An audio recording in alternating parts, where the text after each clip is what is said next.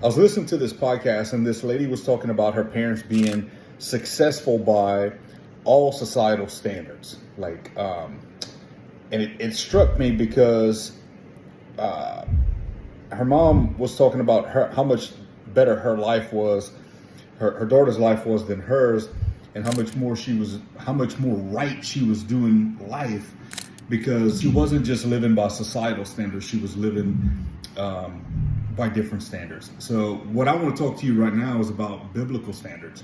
So instead of, when we all think about success, we think of money, we think of fame, we think of, big houses and Lamborghinis or whatever. But the reality is what does God say about your success? Like whenever you die, and listen, I'm not saying don't have the big house. I'm not saying don't have the Lambos. I'm not saying don't have the jets. And I'm definitely not saying don't have the money. What I'm saying is the intent behind all those things is what matters. Where's your heart at with those things? How much of that are you giving? What are you using that to pour into other people? It takes money. It takes money to be able to give to others. I just flew to Missouri to do a podcast, which was a great podcast, by the way.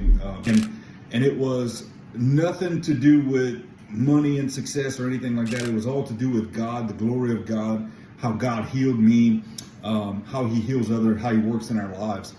And, feathers don't get me over there. It took money to get me over there. So success is not bound up in just those things. And just because you have those things doesn't mean it's evil either. It's the heart behind it, is the intent behind everything we do. Love you guys.